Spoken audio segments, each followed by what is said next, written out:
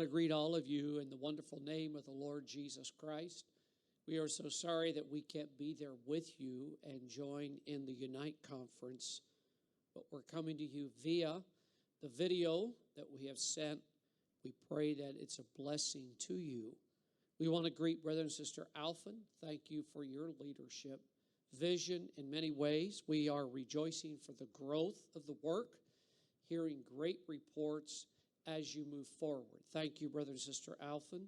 Also, Sister Candace, Johannes, thank you for being who you are. Sister Candace, the leadership that you've shown, and we appreciate all of you. Now, there may be others in the team that's there that we're not aware of. We do want to say thank you for all of you working together, not only the team, but also the church overall. The Pelhams, who were to be there but not able to join you, we do want to greet them if they may be watching or listening as this is taking place. But thank you for your labor of love in what you're doing in Finland. We're going to pray and ask the Lord to lead us in these few moments we have to be with you, that God will speak to us in the importance of unite, working together. Father, thank you for the opportunity to be involved in your kingdom. Thank you for not only bringing us out of darkness to walk into your marvelous light, but you allow us to participate in the church growing and developing. We are so privileged as believers to have a part. We could be just bystanders, but Lord, you want us to be so involved to see the kingdom grow. Thank you for the gifts, the skill sets that reside in the believers there in Finland. I pray those things continue to grow, and as they grow, others will come into the kingdom as well. Lead us in these days. Let us be focused on the cause more than anything else to unite us in your purpose. In Jesus' name, amen. Of course, thinking of the theme unite, I went to Psalm 133, verse 1. Behold, just behold, notice how good and how pleasant it is for brethren to dwell together in unity, being together, united for the purpose and the cause of the Lord. Not all may be marching in the same step, but united with what God has blessed us with to fulfill his call and purpose. As we work as a team and as we think of a church moving forward, there can always be topics, ideas, concepts that sometimes when we begin to raise those new ideas and a way to approach things that it may cause some discomfort. Not all may agree with the particular approach, but I've got to step back and realize and ask myself, if what we are being asked to do and be involved in, will it cause the work of God to grow greater? Will it move me out of my comfort zone? Will it push me beyond areas that I've never known before for personal growth and to see the church grow? We are all so different, and that's the uniqueness that is in our diversity. Somehow the Lord can bring us together. I don't think we really appreciate the power and the operation of the Spirit bringing us together in such diversity. Different social classes of life, different ages, the young, the old, the middle-aged, the single parent, those who are not married, those who have children, the husband and wife together, those from one country, those from the city, those who live in the country, those who make good money, those who make little money, those who have a home, those who just rent a flat. The list is endless where we can begin to draw up the diversity within us. What we like in food, what we dislike in food. It would be interesting there just to ask the different types of food and who likes what. You begin to find diversity. And I think we sometimes overlook the power of the Holy Ghost in the body of Christ that brings us together in so many different backgrounds, but for a moment when we worship together, when we hear the Word of God, and also when we work together, the Holy Ghost begins to gel us, unite us more than we realize. We need to be ever so keen of that when the Holy Ghost does that, and forget about where we are driven by our diversity to send us apart when God is bringing us together. He brings us together as a team concept where my strengths are brought to help your weaknesses. Your strengths are brought to help with my weaknesses. And so we have to put principle above preference.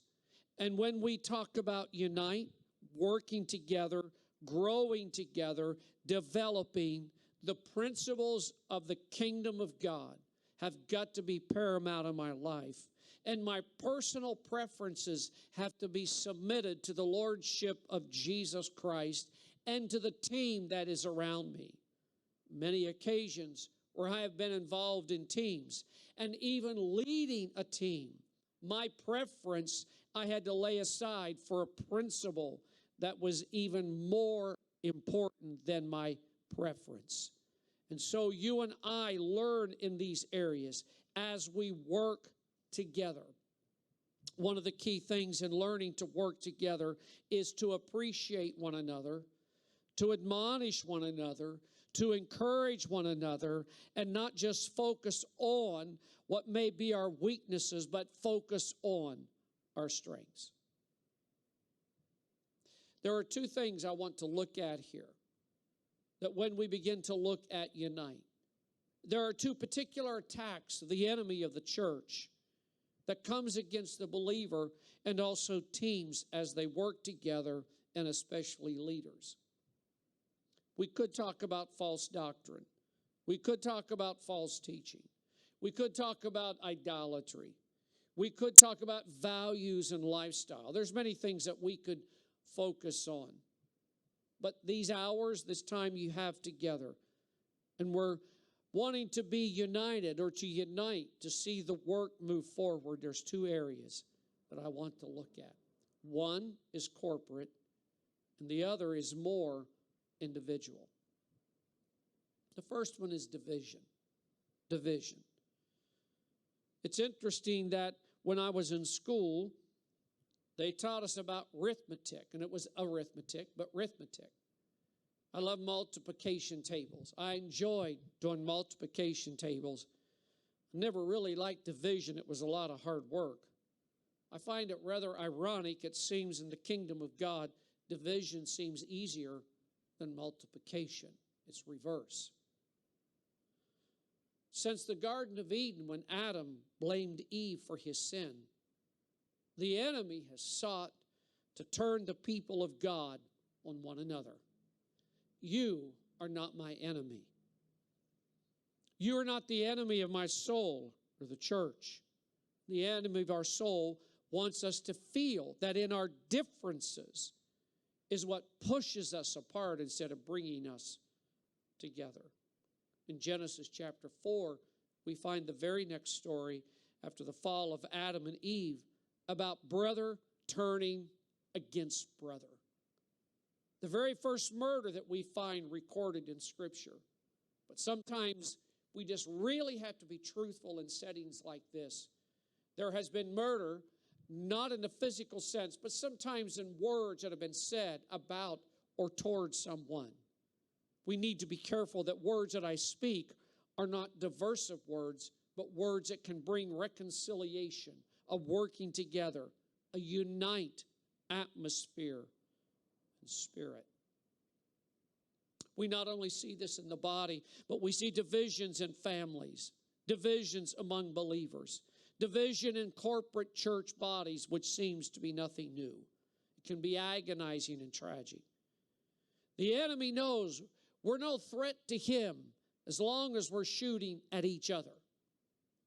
But I pray in this conference that you're having, Unite, that we really begin to realize who the enemy is. That you're my brother, you're my sister. We labor together. In our uniqueness, we are on the same team. We are for the same cause. Let the Holy Ghost unite us. What our flesh would want to do in separating us, that we allow the Holy Ghost to bring us together. Division. Division is in the home, husband against wife. Divorce, it seems to be rampant, not only in the world, but in the church. And so if it even hits at the core of that which God instituted first, the home, He also wants to do it in the church, the enemy of our soul. But God wants healing, reconciliation, strength, and to realize I need you and you need me. Whether you like it or not, we need one another to be able to accomplish the task that God has asked us to do. The second one is isolation. Isolation, withdrawal, retreat. I can't be bothered. People bother me. God created us to be in relationship with Him and others. You see, if I isolate myself from others, I begin to isolate myself with God. And it's a delusion. It's a delusion. We begin to sow until we even believe the own delusion where I can isolate myself from you and fellow believers and somehow have a greater contact with God. That's a lie. That's not true. Now, there's times that we are isolated not by choice, let me say.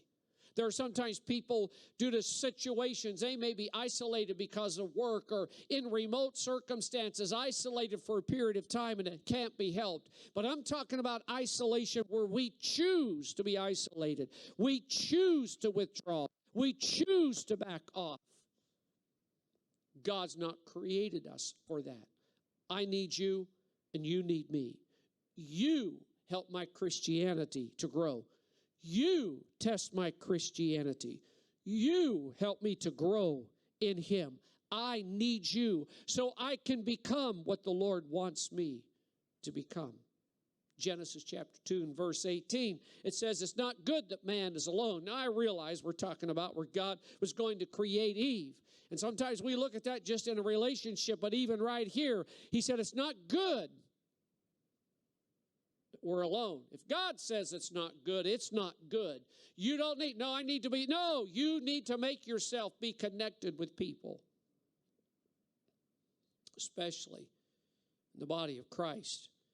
We know like a roaring lion, the devil's going about looking to see whom he can prey and attack and come against. I'm very much aware the teaching has been the roaring lions, the lion without the teeth. You can say all you want, but he's going about roaring. We don't stand back in defeat. We don't stand back afraid, so to say, unless we isolate ourselves, because that's when the enemy wants to come against us. That's when the prey is accessible. That's when that which is hunting for the prey is able to get them when they're isolated.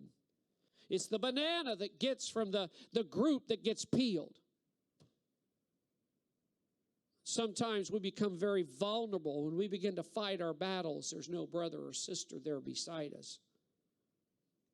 Temptations begin to increase in the darkness of isolation. And the enemy delights when he finds us unprotected, unprayed for, and unaware of his wiles. Unite. Unite. I need you. I can't be isolated. Why do I say this? Sometimes in the body of Christ we get hurt. I'm not going to talk to you anymore. I'm not going to come there. I'm not going to be there. We begin to build these walls. We begin to tear and burn bridges that we've built. No isolation. We've got to be together. We want to be together with the people of God. Some questions maybe. In closing here, we need to ask ourselves and need to consider, do I need to mend some broken relationships? And the real challenge in here is, do I foster unity or promote division and disunity in the body of Christ? Do I foster unity or promote division and disunity in the body of Christ? I'm not asking you to look around, and sometimes, no, I need to look at myself, my attitude, my actions, my word, my conduct. However, whatever I may be, do I really promote unity or disunity? Do I promote division? Or no, I've got to be part of that? Am I intentionally isolating myself from other believers for some reason? Have I just really backed off? pastoring, in my years that I've pastored, I realized that when people begin to say, Pastor, I need to check out for a little while, they were saying a whole lot more than what they realized they were saying. Alarm bells would go off inside. No, I just need time to check out. I just need to check out. I need to take a little break from things. Now, it's one thing if we've been engaged, involved in the church, and we need to take a little rest. But checking out and resting is two different things. I just need to step back. I need to check out. Well, you need to have a checkup. What battles am I losing in the darkness? If we see ourselves maybe in some of these areas, we really need to seek intentionally to begin to build relationships with others. Build relationships with others. Build relationships with others. Relationships just aren't born like a baby. Relationships, you just don't buy them at the store. You have to build relationships. And sometimes building, it just gets a little out of line. Sometimes you got to take some block down to redo it. It takes some work. It takes some effort. It takes some give. I've got to build some relationships. And then not only build those, but I've got to learn to lean into them. The power of the Spirit. And I need to begin to reject the enemy's lies that's coming my way and begin to stand on the truth of the word of the Lord. As a team, we need to learn to yield the work of the Spirit and move forward. We need to learn to yield to that move and the work of the Spirit. Unite. Don't isolate. Come on out. We insulate. We don't isolate. We're not to be division makers, but we are to help bring the body together. It's interesting to note, though, in closing here, on Jesus' team, it was down to the three that were the core. Yes, all were important, but down to the three. But there was one that Jesus never seemed to be able to bring in. I want to tell you today, don't be that one. Say, no, I'm not going to follow that way. I'm going to be part of what is happening. And I want to be involved in what is happening. And I want to unite with the vision, the direction that the church collectively brings together. And that's important too, that a church collectively brings together, buys into. And this is going to happen because we are united. We're together in the Lord Jesus Christ. One body, one Spirit, one Lord, one faith, one baptism. God bless you. I pray throughout these services that you're going to have the Holy Ghost just really speaks clearly and distinctly to each of us. And that as God does, we take it on board. We receive it into our spirit and we act upon what God is saying in this hour. We look forward to seeing you in just a few months coming into Finland there. We've set some time up, I believe, in August with Brother and Sister Alphen. We're looking forward to being there and visiting the churches as well. No, we're praying for the churches there. And throughout Northern Europe, God's going to help us to see apostolic revival because of people just like you that have the vision, the insight, and working together and a unite spirit among you. God bless you in Jesus' name.